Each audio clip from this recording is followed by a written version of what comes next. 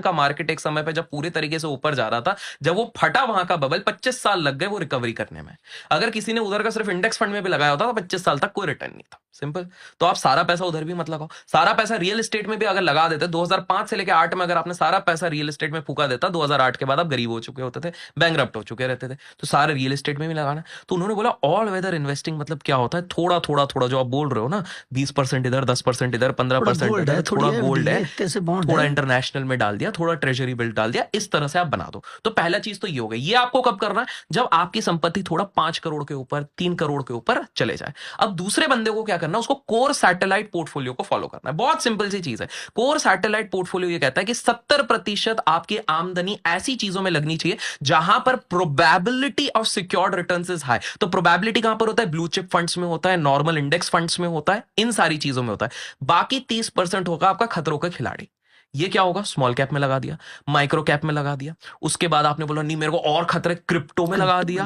फिर बोले और खतरे करना है, वो दूसरे वाले में मत जाना, वो कलर ट्रेडिंग, ट्रेडिंग कोई इन्वेस्टमेंट नहीं होता, वो सबसे वाहियात चीज है। बाइनरी ट्रेडिंग, कलर ट्रेडिंग से सावधान रहिए। जितने इन्फ्लुएंसर इसको प्रमोट कर रहे हैं वो आपका काट रहे हैं, कृपया करके सावधान रहिए।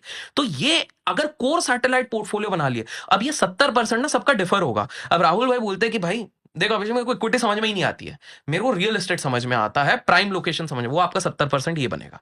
आपके पास पैसा है आप वो बनाओ। मैं एक आम इंसान हूं, मैं जॉब करता हूं भैया, 9 से 6 में नौकरी कर रहा हूं भाई, मेरे को म्यूचुअल फंड थोड़ा सही लगता है, बड़ा मैनेजर देख रहा है, तो भाई ब्लू चिप फंड में आपका 70% या इंडेक्स फंड में 70% आपका रहेगा। ब्लू चिप भी नहीं, इंडेक्स फंड में रहेगा। ब्लू चिप क्यों नहीं रहेगा, अब मैं बताता हूं, इंटरेस्टिंग।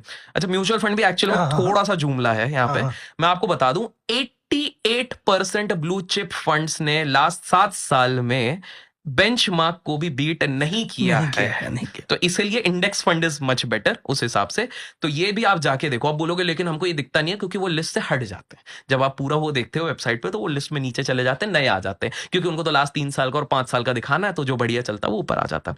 तो कोर सैटेलाइट पोर्टफोलियो जो आपकी एक्सपर्टीज है वो 70% आपके वहां पर रखो, 30% खतरों के खिलाड़ी। यूथ क्या करता है, वो 70% पूरा घुमा देगा। 70% हमारा क्रिप्टो में, 70% फ्यूचर एंड ऑप्शन में है, 70% हमारा ऑप्शन बाइंग में है, 30% हमारा इन्वेस्टिंग। वो तो सब खतरों के खिलाड़ी हैं, वो कहते हैं हार या पार, आज तो आज ही कमाएंगे। यार राहुल भाई प्रॉब्लम क्या है, फ्यूचर एंड ऑप्शन बहुत बढ़िया चीज है, बट या तो सेबी बेवकूफ है या तो इन्फ्लुएंसर बेवकूफ है। आप लोगों को डिसाइड करना है, बिकॉज सेबी की रिपोर्ट वापस 2024 में अभी हाल फिलहाल में लेके आ चुकी है कि भाई साहब 1% इंसानी फ्यूचर एंड ऑप्शन में 50,000 रुपए से ज्यादा बना पा रहा है। एवरेज लॉस 24 लाख रुपए का। मैं डिमोटिवेट नहीं कर रहा हूं, ये सेबी कह रही है, मैं कुछ नहीं कह रहा हूं इस चीज पे। 60,000 करोड़ का नुकसान यहां पर हुआ है, क्योंकि ऑप्शन ट्रेडिंग, मैं आपको सच बताऊं, ये ना एक गड्ढे खोदने